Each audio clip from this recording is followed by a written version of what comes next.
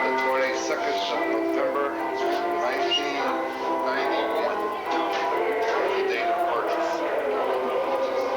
Come a long way. This is November 26, 1996. Lisa McKay.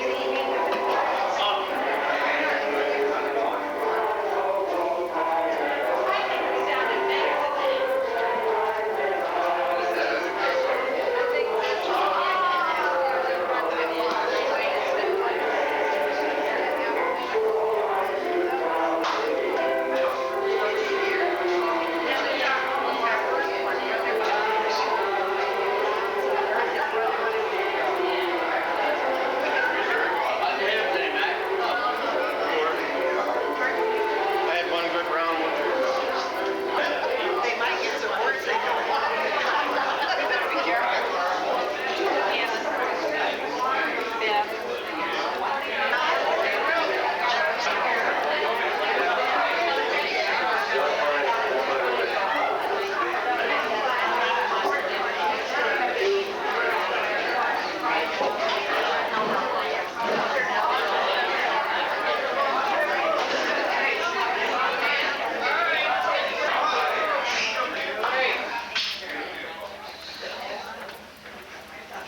Before I start out, I'm going to warn you.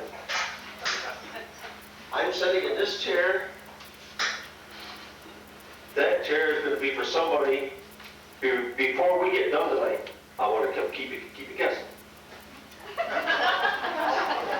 And if you're as scared as I am, we'll have fun. Okay, the theme tonight of this big celebration is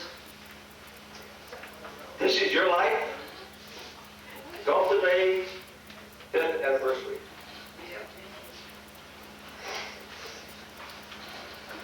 Mark Stockham, it's good to see you here. Welcome back to our family.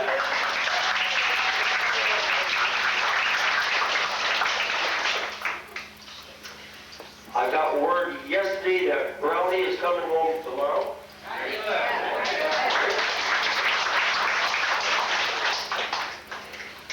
Just a little information that I'm going to give you. I might not be up to date. This is 2 or 3 days old, but Wes Gukowski is getting his radiation treatments. He's at 14 or 15. And the last time I talked to him, it was on his birthday, day before yesterday. He was tired and weak. His outlook is so positive. Allie said that he will have another treatment today. He will have another treatment Monday, his last one, and then they're leaving for Florida. And they will be here to help celebrate with us Thanksgiving.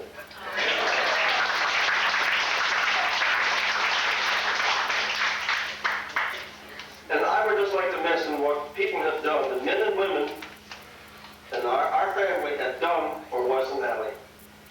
They have cleaned the inside and outside.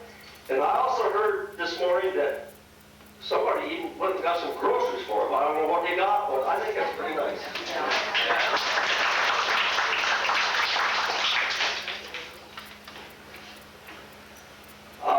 We have a few people in the hospital, and someone told me that they had a Gulf to Bay wing over there, especially. Did Bruce Salmon make it home? No? Yes. Could you give us an update on Bruce Salmon, please? Bruce came home just about a half hour ago.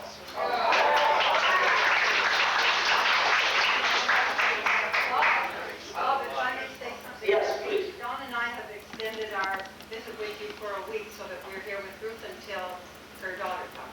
Oh, great. Dean Gould, is Joanne here? He's home. Okay, can you press just a little bit more, please? He is home. Oh, that's great. Okay, Chris Pease, can you? Coming home. Yes, Ruth? I heard she's coming home. Okay. Okay, great. We talked to Jack Keens on the phone last week ago today. He said both knees operate on. He will be here, he's planning on be here the second week of January. What is?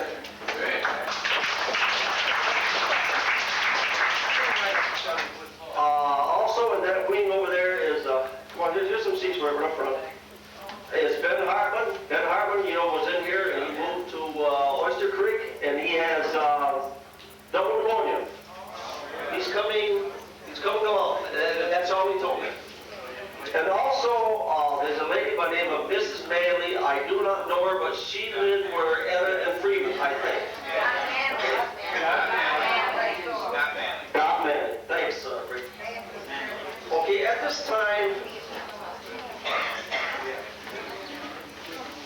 time, may we have a moment of silence to remember those of our Gulfdene family who are no longer with us, and also the people who are in the hospital and trying to come back to our family.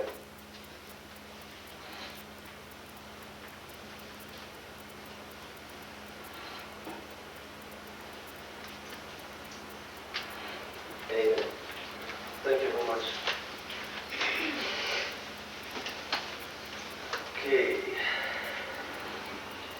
Beth, do your thing. We have some dancers that Ruth Hicks has gotten together. We want to thank her for that. And we have a few of the singers from the chorus. We couldn't bring everybody, so the chorus will be over here. Dancers up there. You might have to include Bob in that, or else he's going to have to move.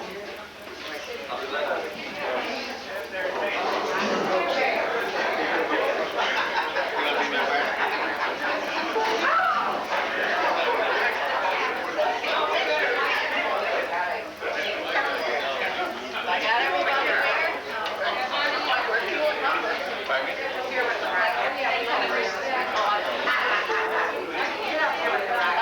That mic is not. I don't want to.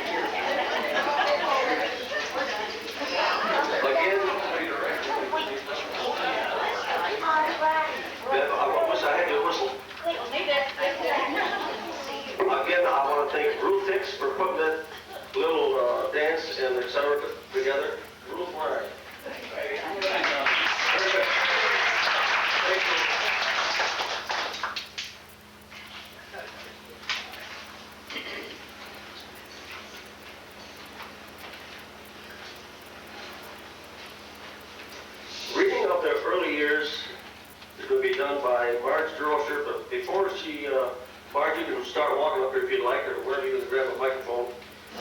I would like to thank, we would like to thank and give credit to Dolly Kerber, Dorothy von Eiswanger, Sophie Sopsky, I hope I pronounced that right. Sophie, where are you? Is it okay, Sophie?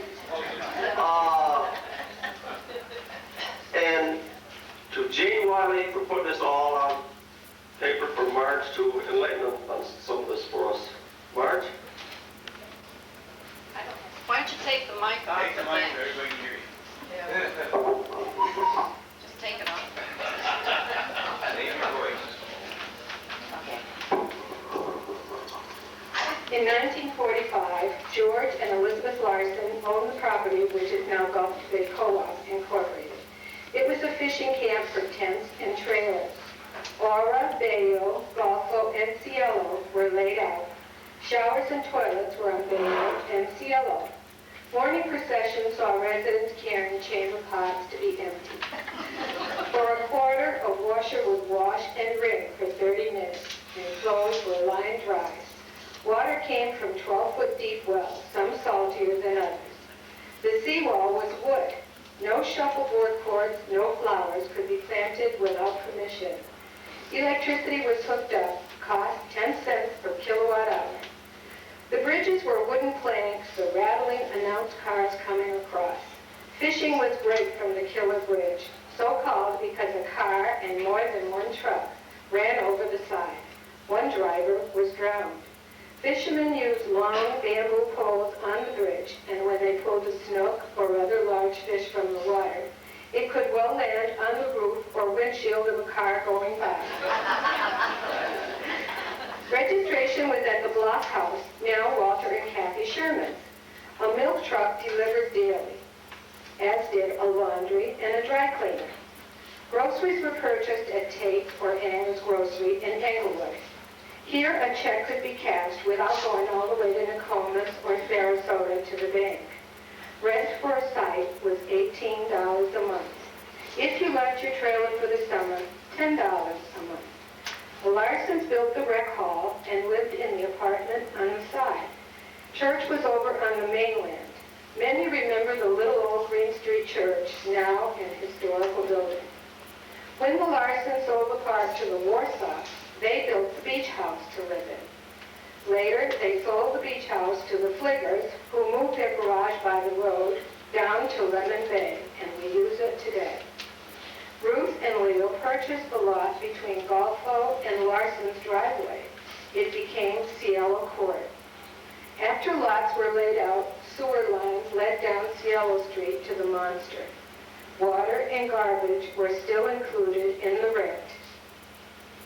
When the water district hooked up to our lines and the water bills got too big, Mr. Fligger decided to buy water meters so everyone paid their share. Not as many lawns got watered after that. The Fliggers moved the mailboxes along the road where they stayed until the accident that took the life of Alice Exelby. In 1958, after the Larsons, the park was bought by Vi and Brad Warsaw. Now rent was $26 a month. The 3 shuffleboard courts were built, the tiki with palm thatch, water was piped in, septic tanks dug, and garbage hauled away to the dump. Park garbage was collected behind the washrooms. Keeping raccoons out was the main trick. Palm trees lined the shore until the bad freeze of 1964.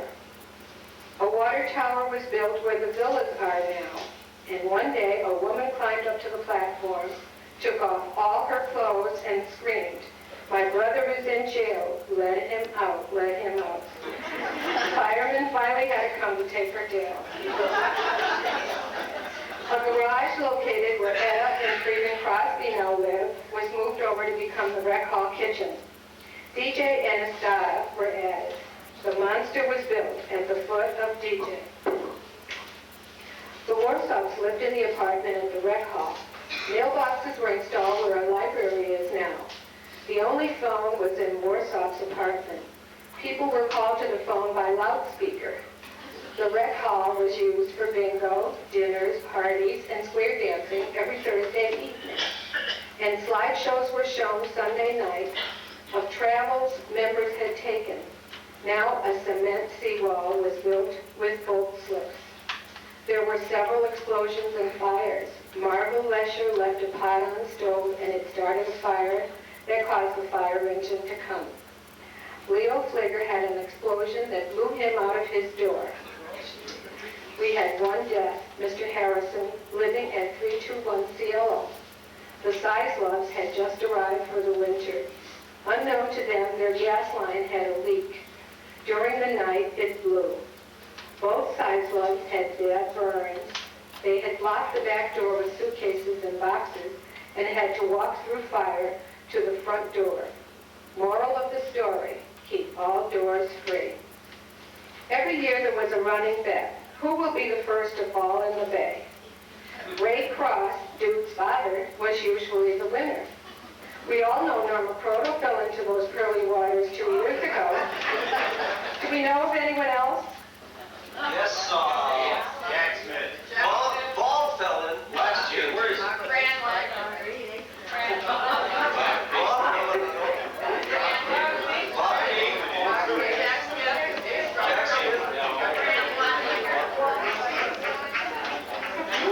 You all will get a prize after the video.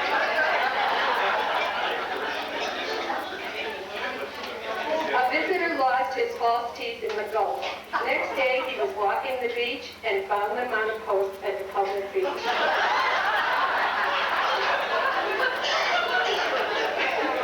Someone had rescued them. The Recreation Council was organized, and each month a dinner was prepared. Often skits were the entertainment. Many remember the mock wedding when Teresa Miller, George Hummel's mother, was the blushing bride. Many were the interesting residents of our park. Earl and Dottie Slaybaugh came from Michigan, and Earl was the mayor of the park. Their daughter-in-law Doris was a famous China painter. Clocks she decorated are still ticking and are treasured mementos for Jane Wiley, Allison Brown, and Dottie Hall. A kitchen band was organized and led by Ethel Cross. Red aprons decorated with a treble clef added to the appearance of the group. As years went on, the kitchen band improved. They played for different parks and some nursing homes. In 1966, Ruth and Leo Fligger bought the park. They paved all the streets except Aura. Now we have automatic Westinghouse washers and FPL installed electricity. Everyone received their bill from FPL. People moved furniture from here to there. It was called round robin. You never knew or where you would see some of your things. In 1973, Marlene and Bill Drennan bought and managed the park. One more shuffleboard court was added so our teams could play in tournaments at home. Until then, they had to use other park courts, which did not work out too well. And then the one apartment was made into two. In 1983, Jack Jagier bought the park for approximately $850,000. Warren and Jean Crowley managed the park after Teresa and Morris had been here several years.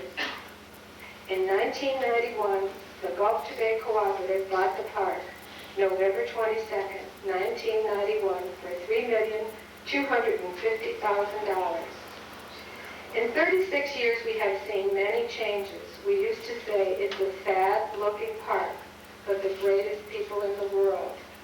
We have improved the park 100% and still have the greatest people in the world.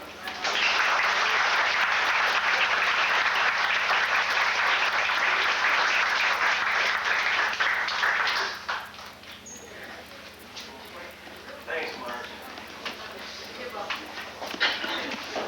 Well said, well said. I forgot to, I was looking around the crowd and I think we should say hi to our secretary, Sonia, and her husband, Bill.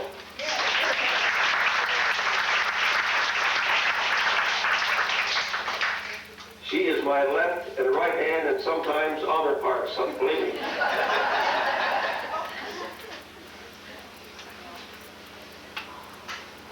I can't get my wife to be secretary at home, so I go over to see Sonia.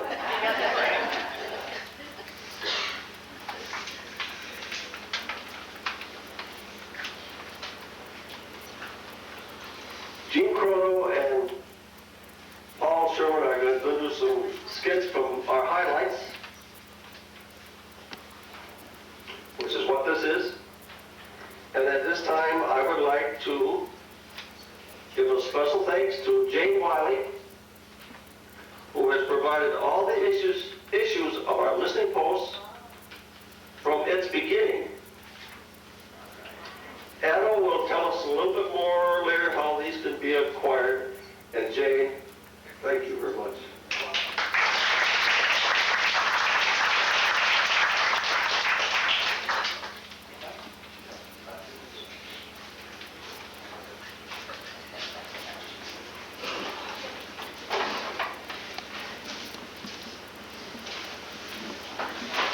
That part of the skit. That is the skit. Hi, Paul. Hi, Gene. Need a haircut? Yeah. Good.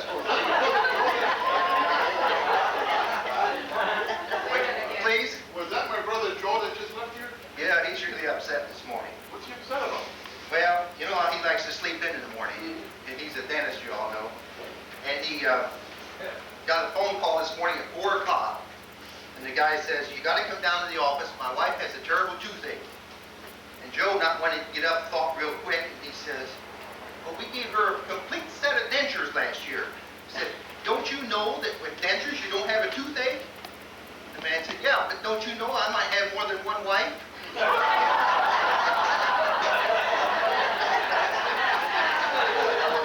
I didn't know that, Paul. You have our permission, Bob. He doesn't want me to read it. Oh.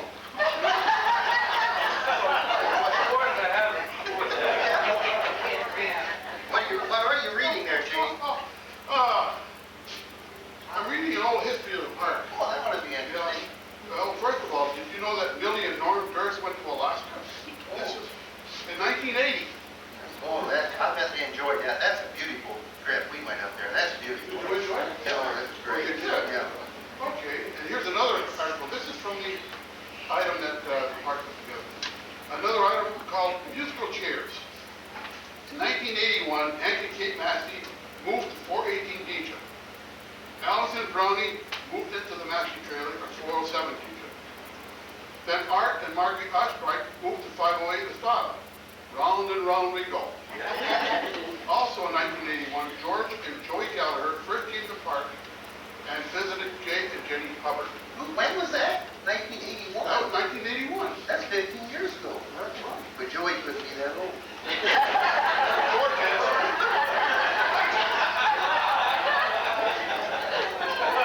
In 1983, Jack and Fran Smith stopped in the park for 2 weeks. Loved it so much they stayed a month. You know, I saw them on the street. She's really looking good. She is. Jack needs a haircut. That she is. Better not sit here. Oh, bunch of 1983 again. We hear Les Donnie went fishing for grouper off Boca Grande. He landed a 13-pound grounder, a grouper. He never lost a sandwich in his hand. You know, I heard that story different. Oh, this was just practice because Les always tells me that he caught a 300-pound Jewfish. Was that the same year? Probably same sandwich too. You weren't supposed to have lived there.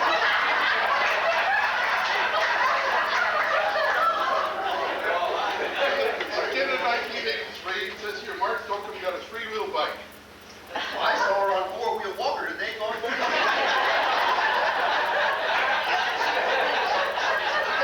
She doesn't need that bike No, anymore. I guess not.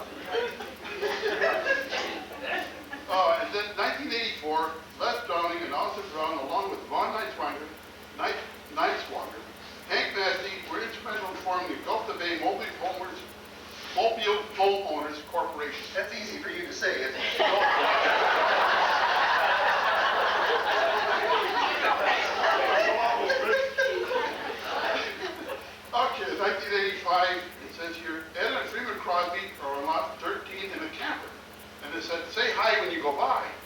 Now, Gene, this is confidential, and please don't spread it around the I park. won't. Okay, promise? I promise you. Freeman told me the other day, that if Etta doesn't slow down her spending, they're gonna be back in a camper.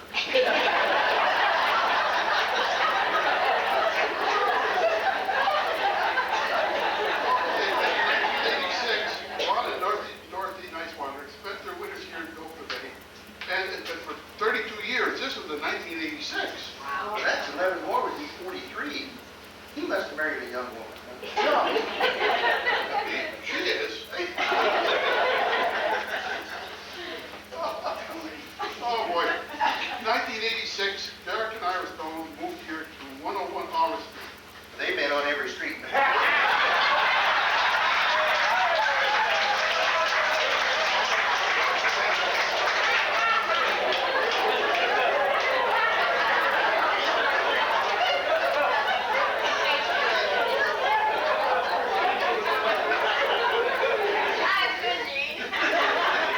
We live on Mayo, and everybody comes down there. The other day, they was wondering, what's in people's name from Canada? And somebody said the Rolling Stone. In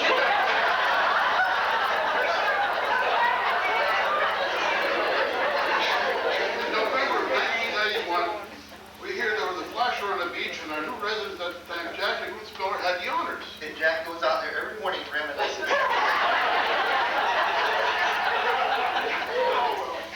1986 ended with a bang. Our Delta Big Shovel team won the Walker Trophy for the first time ever and took first place honors during the regular season. The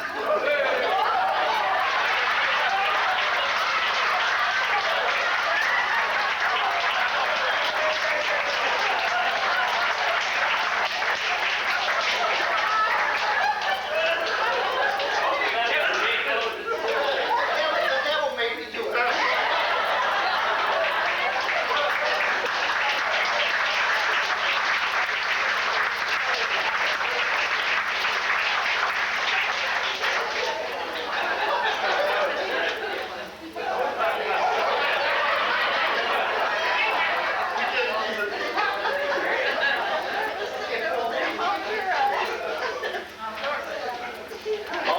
Paul, you almost made this chair right here.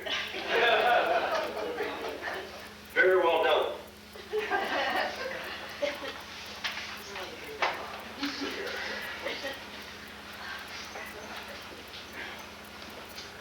Bonnie? Swallow? Bonnie's gonna read from Grace Gilbert's interview with Sophie. This should be real interesting.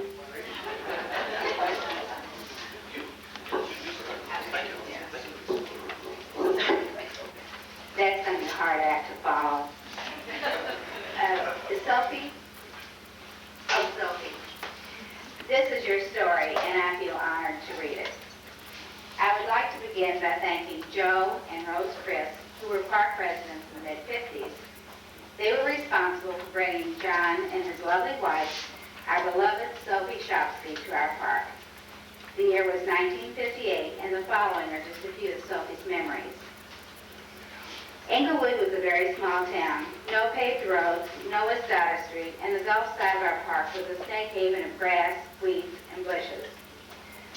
Wells were 12 feet deep, and the only dependable well that never went dry was next to Paul and Lita Doobie. The bay was very shallow, and you could wade anywhere up to the bridge. The bay was also full of fish and shrimp.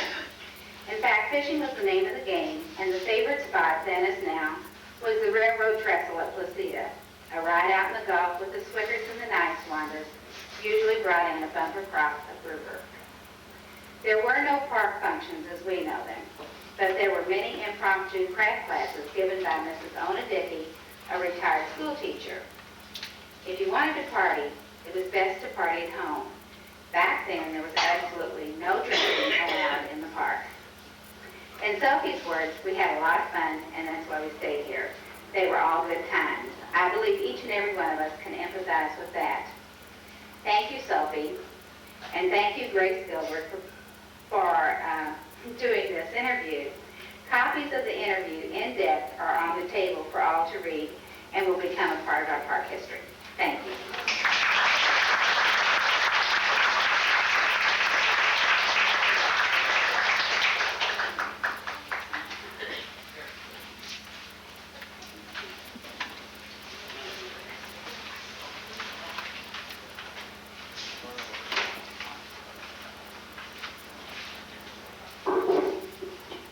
Father.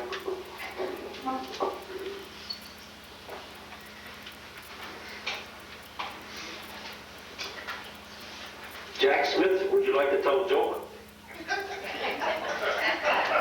Come, if you'd like to come up to the microphone, please.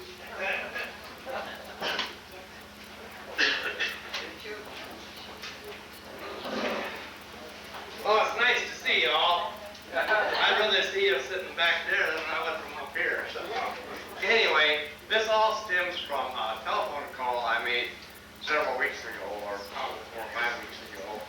Get the news from Mark. I called Mo. And during the conversation, it started lagging a little bit. I thought, well, I'll tell him this joke that I had heard. And it started going around the park. Didn't go too far. Tonight, I was, just a few minutes ago, I said, you get up and tell that story, so here it is. Are they go? It seemed like this fella wanted to go to confession. So we went over to the church one Saturday night, and he went in. Father, I stole some lumber. Oh, you did? That's kind of bad. Yeah. Father said, well, you make restitution, and you say 2 Hail Marys, and you promise that you'll never do it again. So he left. The following week, he came back again, went into confessional again. And he said, Father, I stole some lumber. Father, you did? You stole some lumber? You're the guy that was in here last week and told me the same thing. So that's me, Father. Father, you go home, you get down on your knees, and you say a rosary. So when a week went by, the guy came back. I stole some lumber. Father, you're not the guy that confessed twice in a row. Well, that's me, Father. Father says, do you know how to make a novena? The guy said, no, I don't, Father, but if you get the plans, I can get the lumber.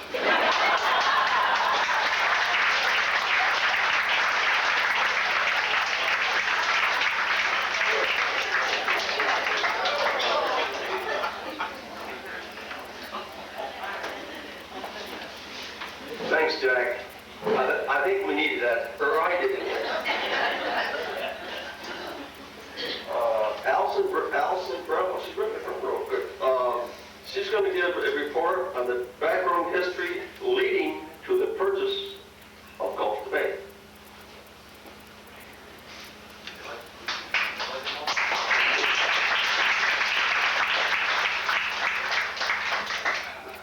Yeah, kind of high.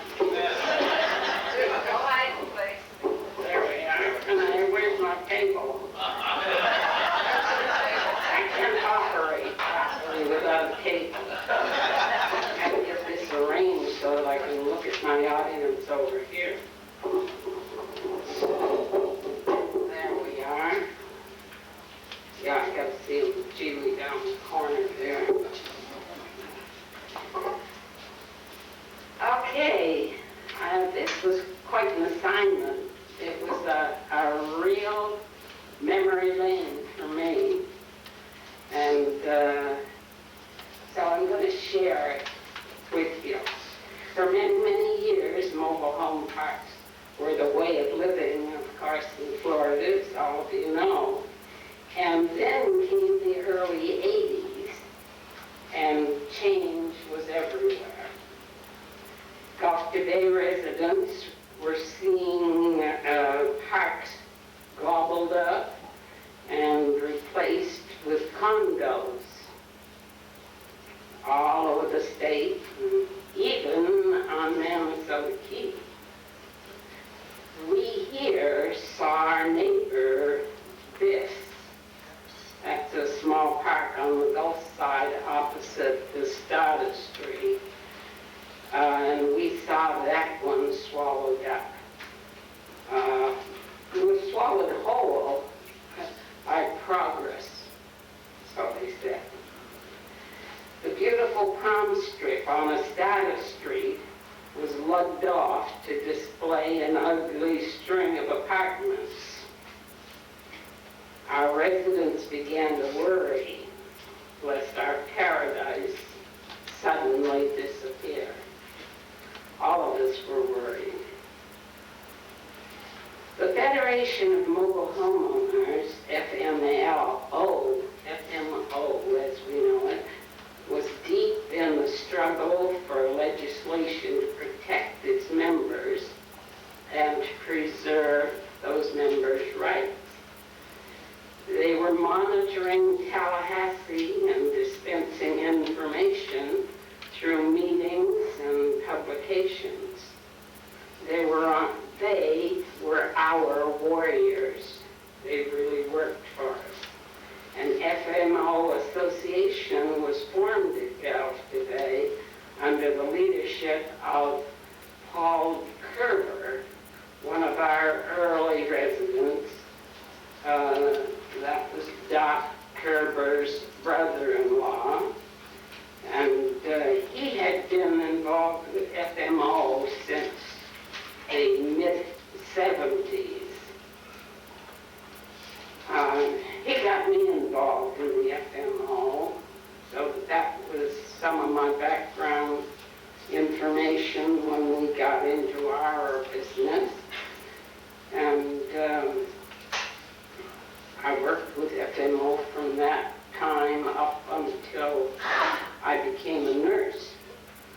And so we had a close tie-in during our purchasing prior to it for the guidance system that FMO was able to give us.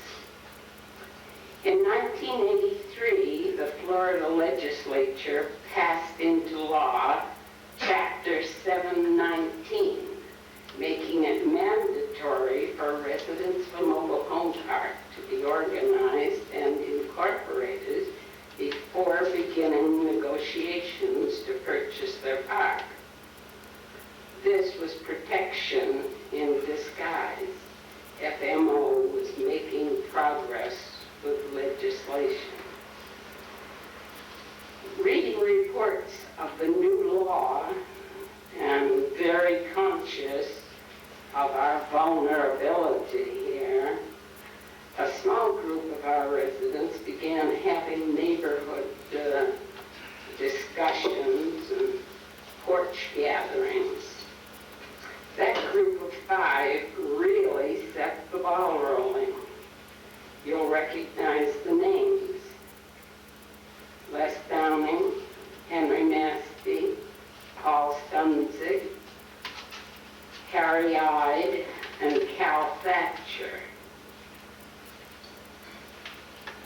In mid-March of 1984, they threw $5 each in a kitty and proceeded with a title search. Charlie Hicks and I were part of the gang very soon after that. When the next collection of money was taken, a few days, well, it was really just a few days later, we needed then to get some printing material. Before the end of March, the park was on fire to organize. That bunch of 5 did a lot of talking to a lot of people. And it wasn't hard to get people's signature on the line to organize. And before the year was out, Gulf Bay Mobile Homeowners Association was a reality and incorporated.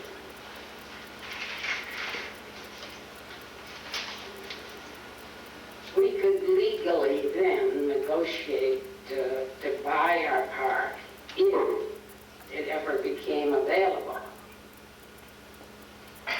Following our organizational meeting, we notified our park owner, Jack Giguere of Vermont, and provided him with a list of the elected officers and directors, a courtesy we continued after each annual meeting.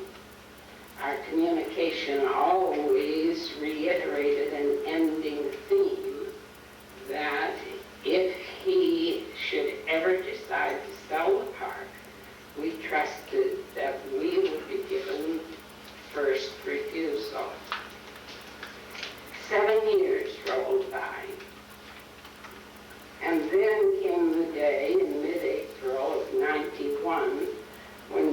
Gagera called Allison Brown, because I was then the president of the Homeowners Association. I was the one he contacted. Jack announced that sewers had been mandated for the barrier islands, which he estimated would run at least $500,000. And he declared himself unwilling to invest further money in the park, and so he had decided to sell and was offering us first refusal. I can't explain the emotion that this brought, but the big word was meetings. You can imagine when that kind of word came through. Meetings with the board, meetings with the members, with the lawyer, Attorney Court. Then with the board again, we went round and round. We had meetings all over the place.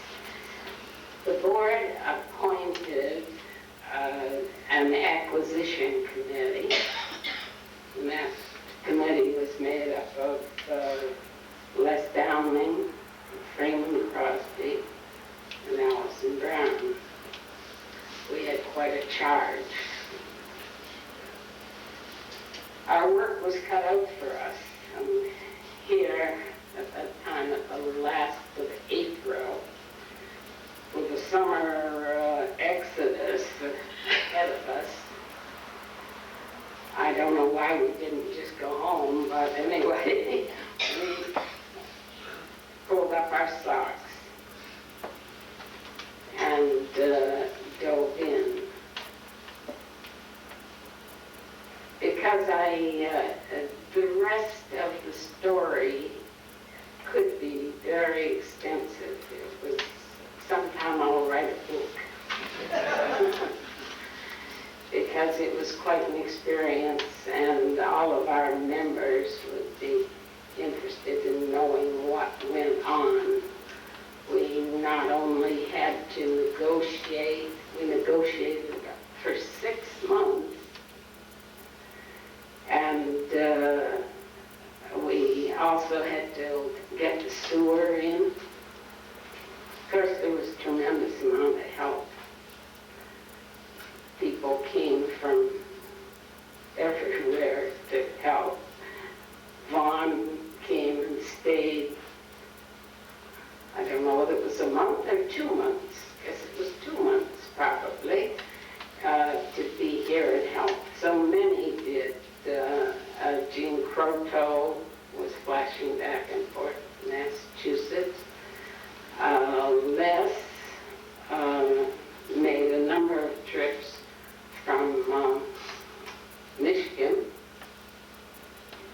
We were a floating crew that summer, and there was much to be accomplished. There was one place where I've got to tell you what happened then, because it was a case of the good Lord really being with us. We were using our attorney,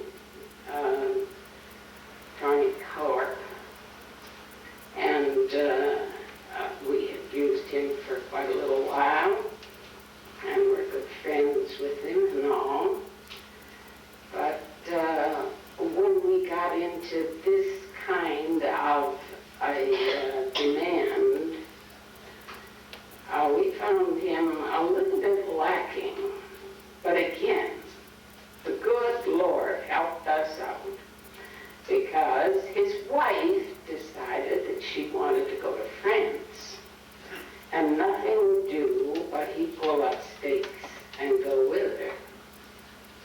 And so he appointed one of his colleagues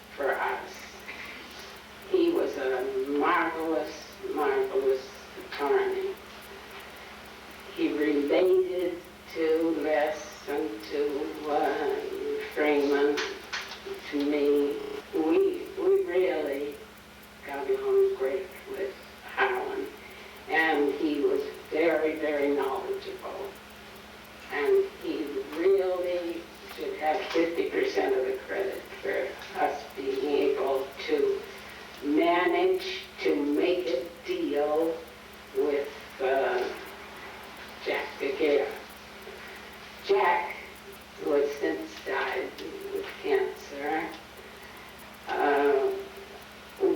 was a hard man to deal with, and yet we loved him. He struck a real warm note in your heart, but he was a tough guy to try and get a break from. He wanted $6.5 million for his park when we started. And we ended up, of course, as you know, for $3,250,000. I heard it said tonight that was what we paid for the park. Actually, that is what we paid Jack Gagare.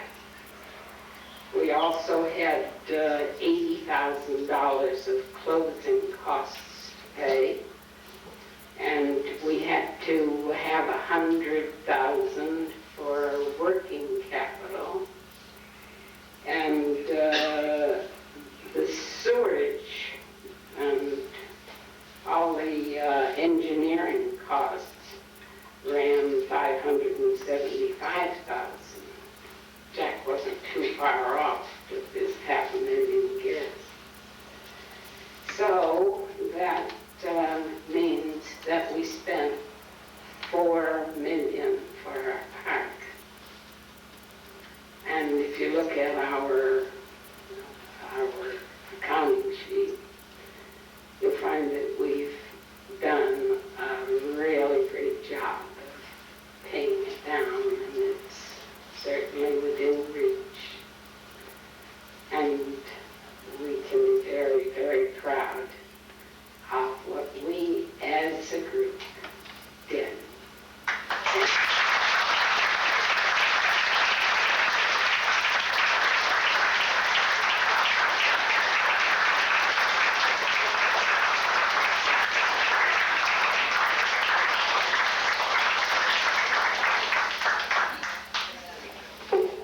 Allison, would you step up here again, please? He said jump. Can I say it all? Yes. Wait till I fix my skirt. Something that maybe you'd like to fix it for me. You know, that report that you just gave was a lot of history. We all appreciate it. I'd like another round of applause.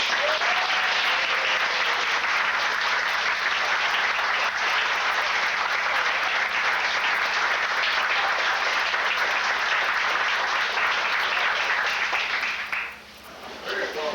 Yes.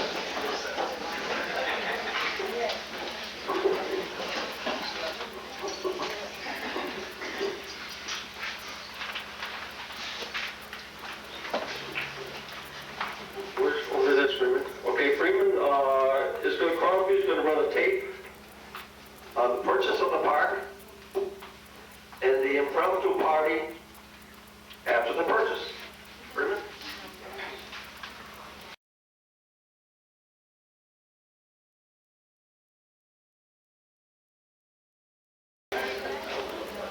Thank you, Freeman.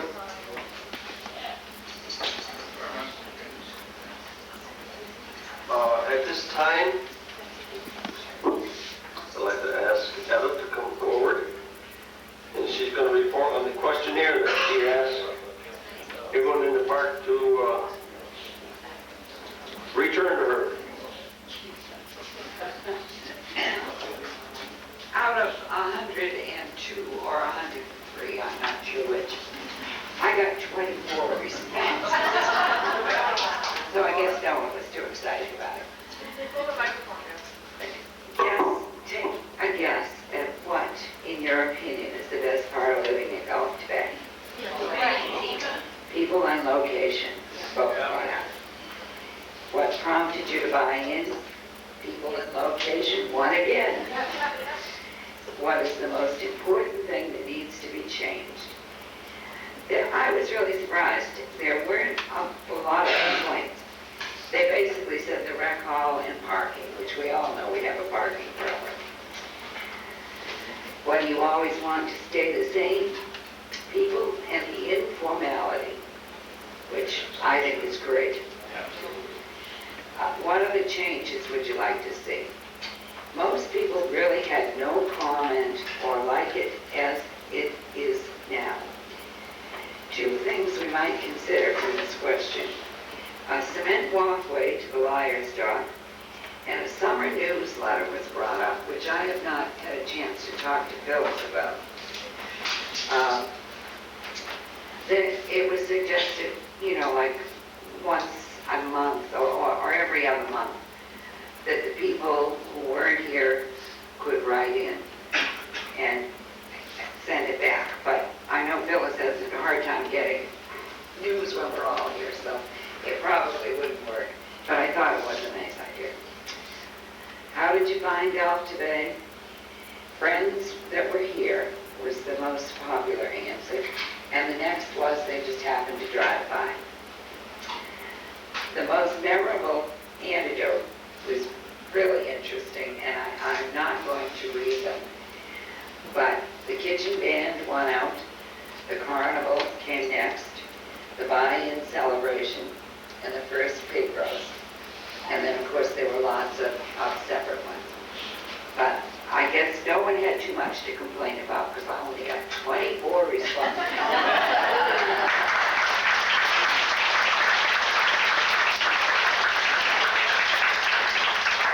Can I just say, Freeman and I worked very hard to put together highlights from all the listening posts, and they are on sale at $2 if anyone is interested. We're not going to get the $2. Grace is going to have, Grace is going to have. Yeah, we're going to have them. We only have 9 to sell. And anybody that wants one, Freeman and I will take care of getting a copy for you. Okay?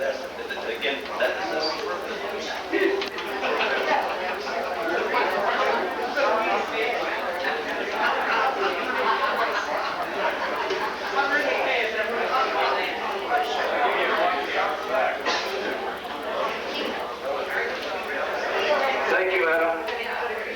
There was a lot of work put into that, believe me. Norma Croto, she's going to read the excerpts from the horoscope of Gulf to Bay.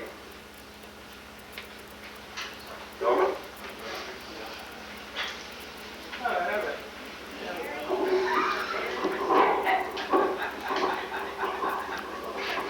After we bought this park, Mickey Wagner, who does the reading of stars and does horoscopes, but you have to have the date and the time of the signing, which she did. And I'm going to read some of the excerpts from her reading of the stars. And starts by saying, at first glance of the chart of Gulf to Bay Co-op, you can see that it is a very impressive and successful one. All the planets are above the east-west line, telling us that all of our efforts should be fortunate. The chart shows a presence for associations and for teamwork. The location of the sun shows that our hopes, wishes, and aspirations will be realized, and that we should attract persons that are in a position to help in every way. We are a Capricorn co-op. This is a good sign, as it makes us careful, prudent, faithful, and honest.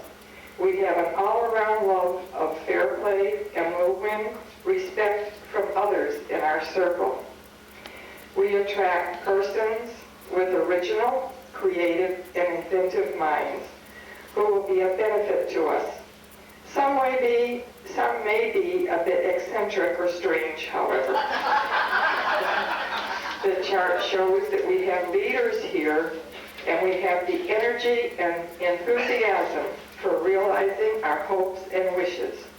It also shows that we can be argumentative and have a fondness for debating on subjects of a serious nature. And I think it's all very true.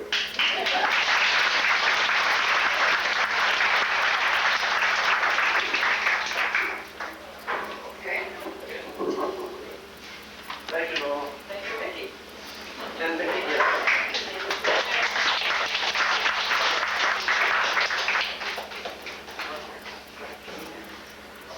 Beverly, will you entertain us some more? Well, if I can get that group back up there, and Norma's gonna tell us how this song came to be, so I should have her stay right there. I think you probably could stand up there in front this time.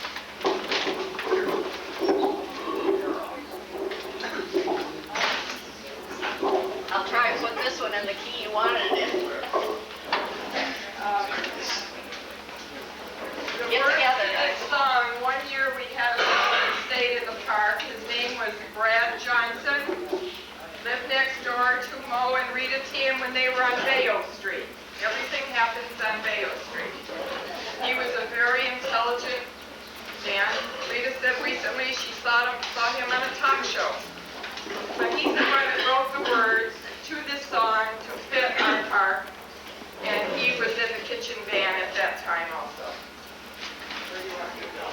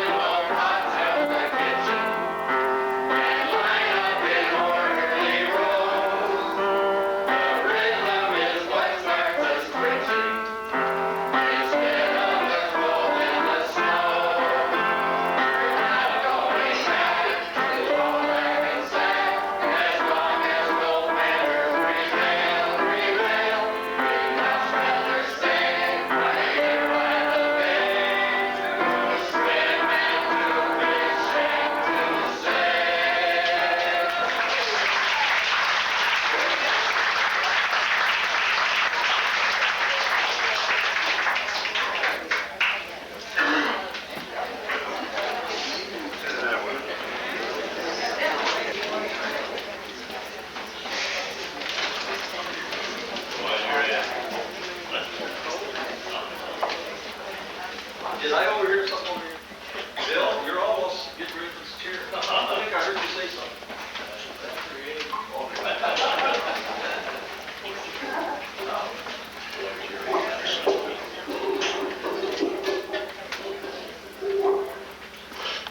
Next on our agenda, we're going to have a little audience participation. I'd like to start off a little bit myself and just give a couple things that I have thought about the park. Bill, would you come up, please? Thank you.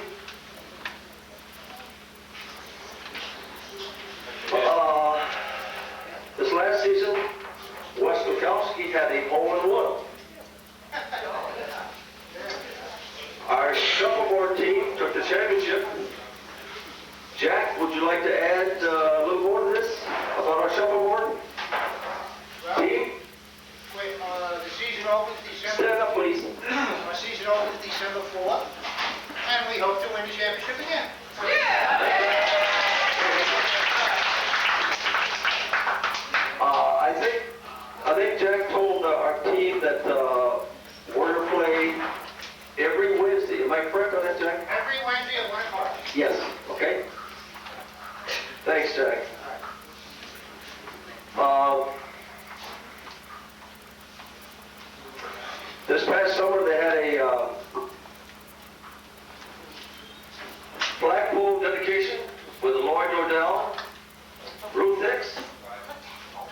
and Jack Spiller. Pictures of this and the information is in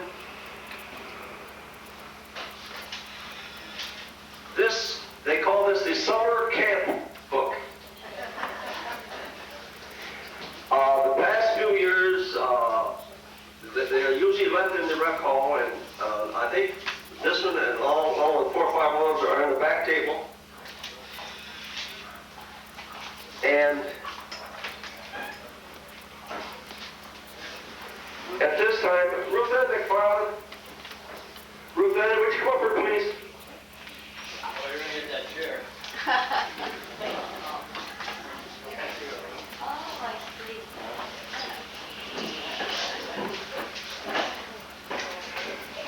I think Ruth Ann is responsible for this summer camp book, and I would like to have her tell us who else helps you with pictures, et cetera, et cetera.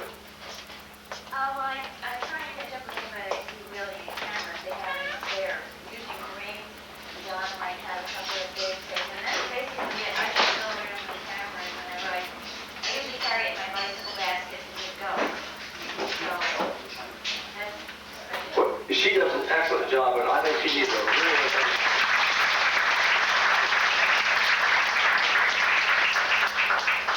Thank you, Ruth Ann. Excellent work. Excellent work. Yeah.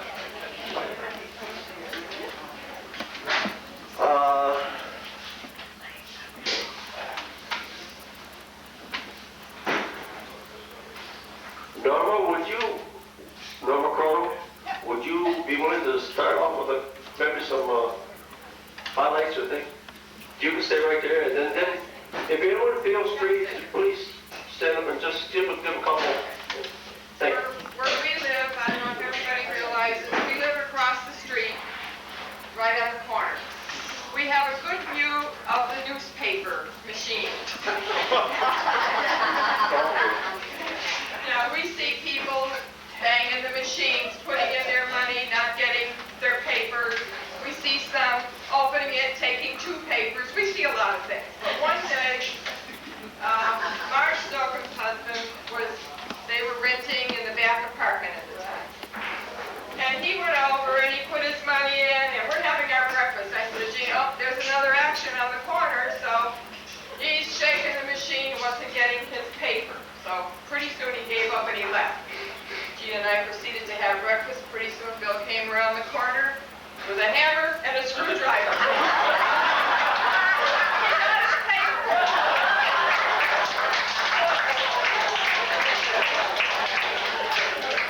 Very well. Does anyone else like to go? Paul Sherman. Well, it's getting late and I won't take long. I'm a relatively newcomer in the park, really. Most of those people that were here, I will say most of them, some of them I never even met. But I think you'd be remiss not to mention Rita's name. I've always said that the people we saw tonight bought the park, Rita sold it.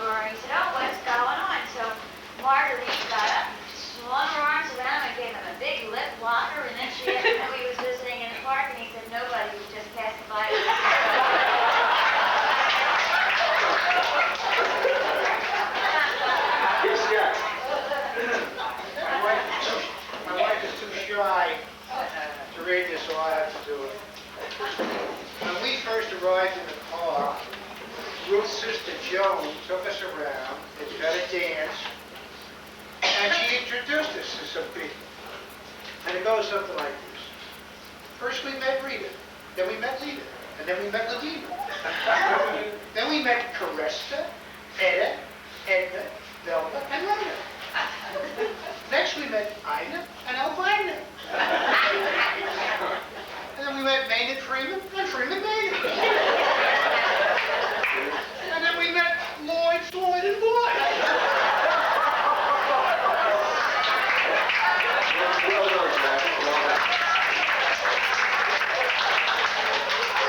Okay. I got a new one to add to her list. I showed a place to somebody named Ludmilla. Look, Miller. Hey, how about you? Have you got some good, Uh-oh. do you need a doctor for? I need the lipo,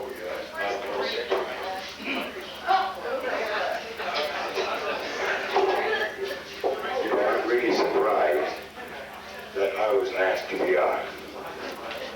Some guy came over and says, Hank, he says, would you like to spend a minute? I said to the guy, listen, I just come from deer hunting. I said, I'm tired. I'm hungry. And I said, my wife is waiting now for me. Oh, he says, just talk a minute. But he says, you better clean your act up. I looked at the guy, act up. I said, what the hell does he want me on the program for? He wants to clean my hand. But I do have a little story. I've been in the park 19 years. I've been married to Catherine for 51.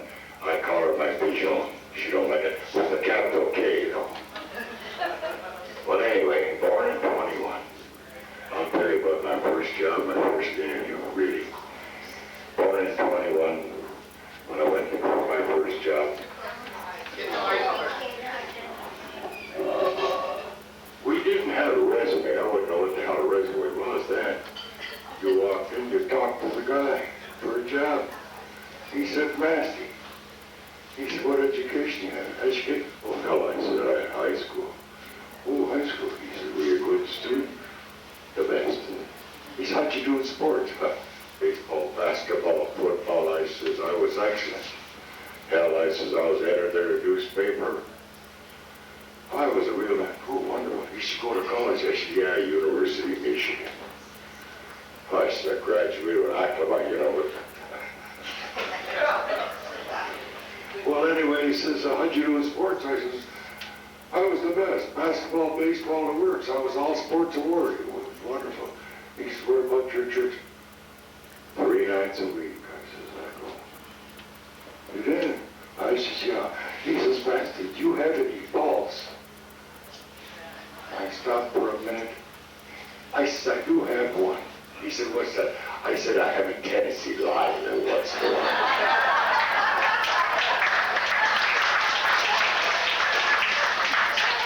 Well, anyway, getting back to this guy who says, Masty, don't speak too damn long. He says, clean up your act.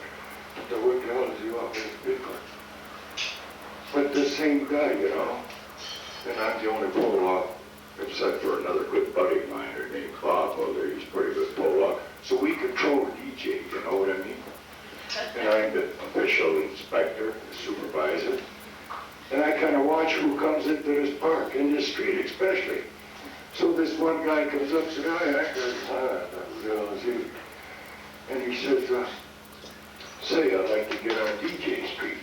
I said, what nationality, Polish? No, I'm not Polish. Good. I said, I don't mind you getting out of here on Pollock. I said, you know, Bob and I, we kind of control the street. So he looked at me and I looked at him, you know. So I kind of put the word in, you know what I mean? That's why he asked me to be on the program. And also I would like to say the main reason that I am speaking this evening, I would like to honor Allison, Leslie Downey, because let me tell you, I know without them you wouldn't be here.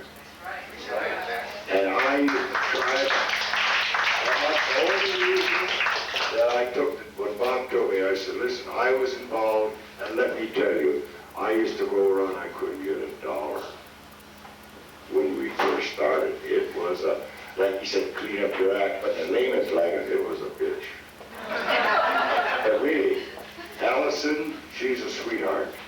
And Vaughn, but especially them two. I worked with them, but I gave them a hard time all the time.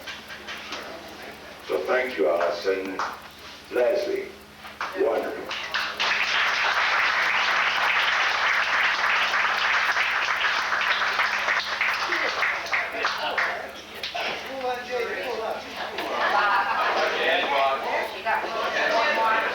Okay, sure.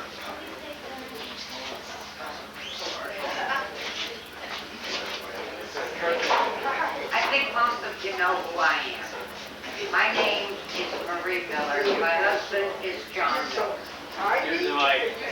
Oh my gosh. Okay, we, in April, moved from apartment A to 414 DG. Very nice. Except we had to call Florida Power and Light, we had to call the telephone company, and we told them our name, and we told them who the other name was. We're changing it from John Miller to John Miller. Telephone company. We're changing electricity from John Miller to John Miller. Okay, well, we've lived there since April. Finally, after being in the park for about 3.5 years, I finally decided it's time to become a member of St. Rachel's Church, where I've been going week after week after week. So, All Saints Day, Marie Watlager was going. Of course, John was at work that day, so I made arrangements with her to take me to church. And I said, I would like to stop in the office and finally become a member of the church. Fine, no problem. She had some business she had to attend to. So she takes me into the office, introduces me to the secretary, and says that I have a new parishioner. Fine, she puts out an application form, that's my name, last name Miller, first name Marie, fine, no problem. Address, 414 DG. She's writing it down, she looks up. Teresa Miller? No, no, no, no, no, no, no relative, just a coincidence. So, okay, she kept writing down. How is Teresa? Where is she? I don't know. Her son and daughter-in-law are not here yet, but I will find out, let you know. With that, Father Stan walks in, introduces me to Father Stan, new parishioner, Marie Miller. Guess where she lives? In Teresa's place. He says, oh, on DG Street. Where is Teresa? I said, well, we'll leave it up to George. But that is my Thank you.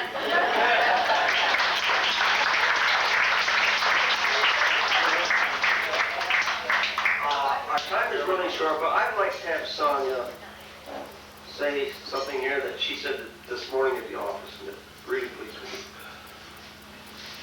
Well, I have discovered why the hurricanes always miss Gulf today. Because there's so many kind, caring, and friendly people. Thank you.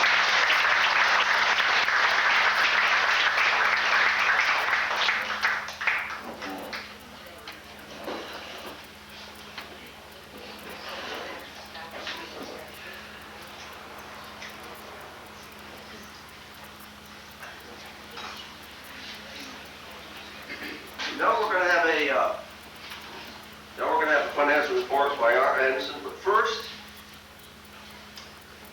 I would like to have the board members,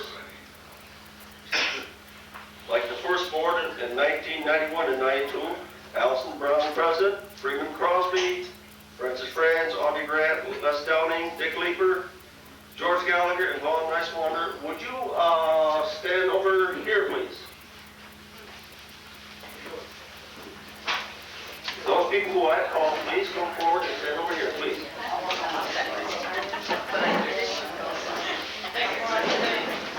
No, a couple of these people are not here. I just wanted to recognize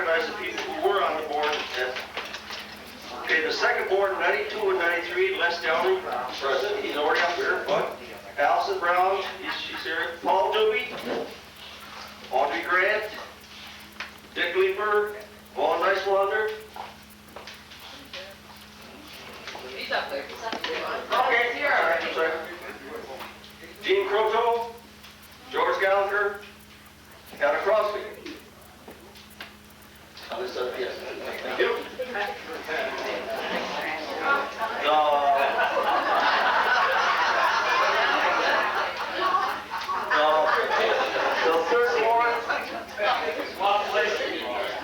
The third board, again, Les Downing present, he's already here. Allison Brown, Baird Bailey.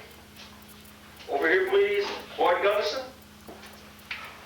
Etta Crosby. Vaughn. Gene Crow, Dick Leeper, and Paul Doobie. The fourth board, 94, 95. Les Downing president. Bob Sternberg, Boyd Gunnison, Art Anderson, Baird Bailey, Gene Croto, Dick Leeper, Bill Mock, and Paul Sherman. Okay, the fifth board. Bob Sternberg, president. Paul Sherman, Boyd Gunnison, Art Anderson, Gene Croto, Les Downing, Dennis Flynn, Bob O'Connor, Bill Mock. Bill Mock is not, he's moved away.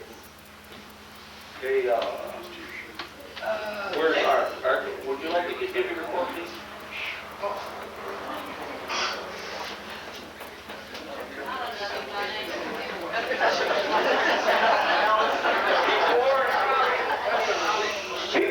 Before Art reads this,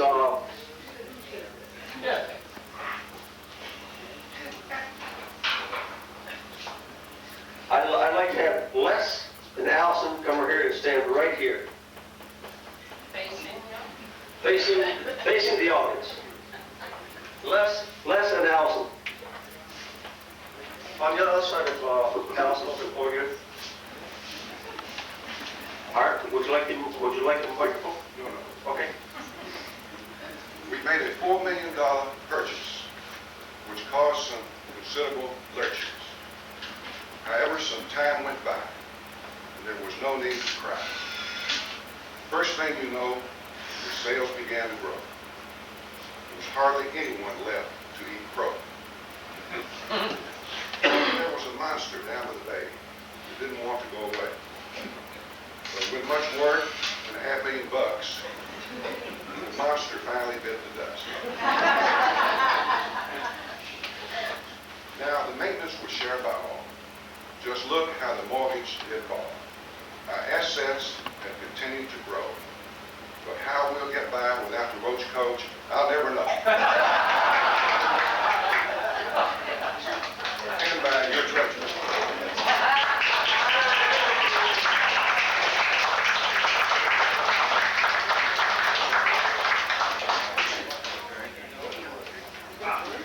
We have here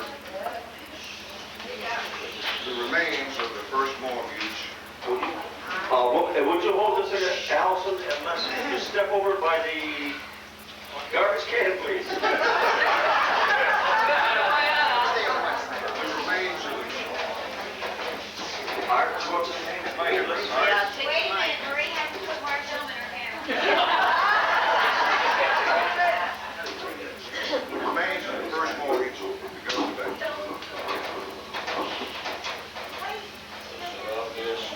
We do it again.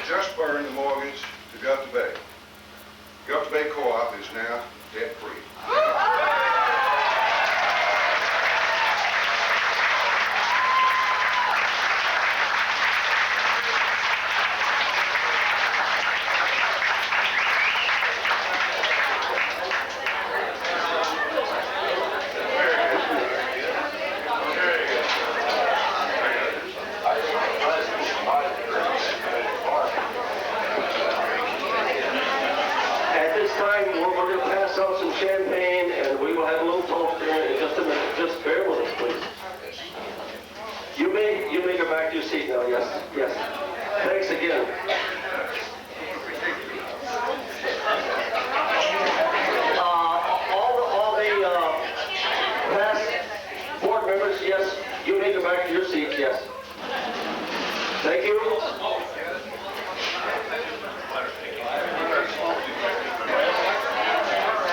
I need one, Jimmy.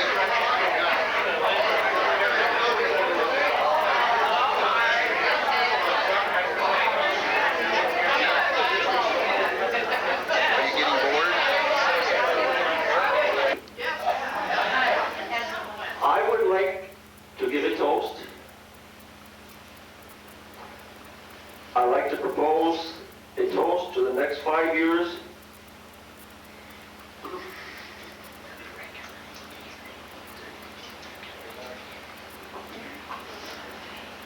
May they be as successful and prosperous as these last 5 years to Gulf today.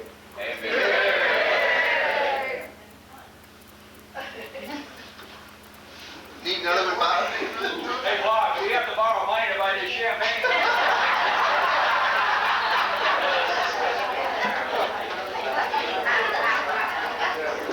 I do have to say, we, the board, just jumped the gun a little bit. We will have a emergency board meeting, like, I think it's going to be Sunday, to make this official that we are debt-free. Okay? Okay, at this time, the time is getting closer. At this time,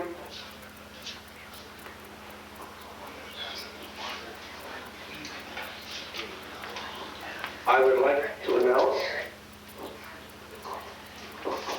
that tomorrow is our pancake day. And I would like to thank Ruth Hicks, Ruth Ann and Rick McFarland, Bill Exeby, Gina Norma Croto, Weston Alley, Miriam, Laura Haig, and Boyd Gunnison. These people... John and Marie Miller, did you add them? No, I did not. I'm sorry, John Marie Miller. These people are, well, they work so hard for us for these pancake days, and they need a big round of hands.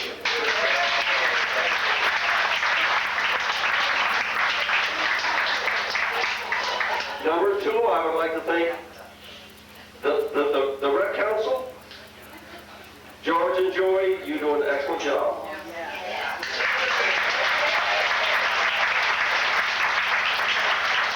I would like to thank Ruby Eisenhower, who has come down with us tonight to take pictures. We had problems getting a camera, and she got word to Paul that she would give us a camera, and then we had to turn around and call her to come down and do it for us. Thank you, Ruby, very much.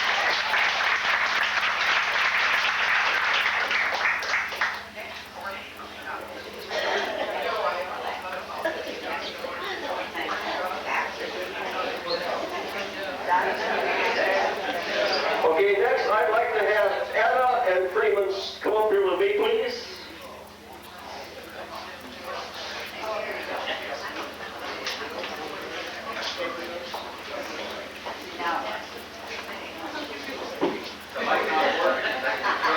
The mic is working, yes, Freeman. Ladies and gentlemen, the board knew we had this celebration this year. I asked 4 or 5 people before Bev and I went home, and they said yes, they would start getting some information for us. So Bev and I went home. I was home about 3 weeks, and boy, I said, you know, we're not down here. I got to get someone to get some information, get this thing all started for us to this evening. And I was accused on how she thought I got her to say yes, but and I won't get into to say that. I just want to say that, you know, when you ask in this park, you ask the right people, you can ask anybody, and you will get help. Believe me. And at this time, I want to give Etta and Freeman a token of our appreciation on your hard work that you've done all summer.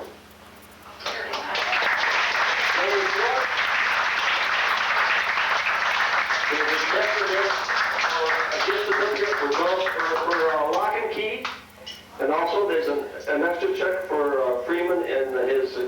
pictures and some things that he done for us.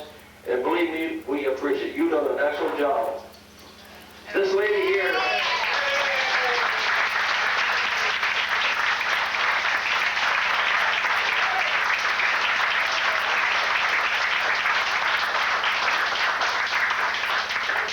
When I first called, Freeman answered the phone and he said, no. And then I said, well, I'll go to the next best. And Etta says, Bob, I can't turn you down. Thank you.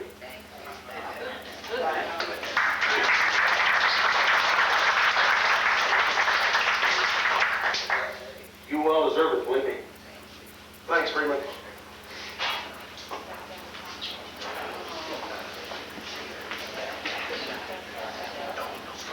Oh, lost my paper.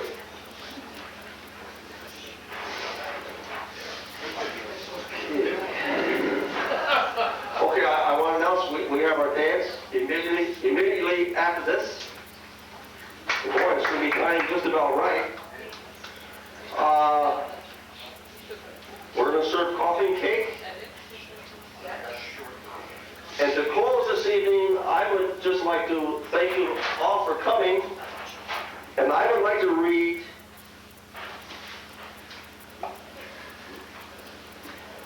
what it says on the front page of our highlights for the Listening Post 1980 and 1996. And please all listen. The tiki.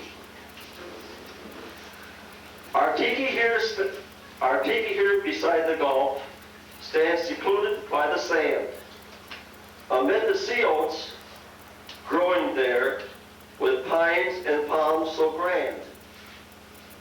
The tiki where we congregate, watch the evening sun sink low beneath the waters of the Gulf, then observe the afterglow. Friends and neighbors pause their chatting, discussing news of the day. But when the sun has bid adieu, each one will be on his way. To take a stroll around the park or slowly meander home. Once more the tiki by the beach stands there silent and alone. Thank you for coming. 3 albums over here, some real nice pictures. Adam Freeman has had some pictures, etc. Please look at them. Sophie said that if you don't have time tonight, to stop at her house anytime, she'd be glad to show you.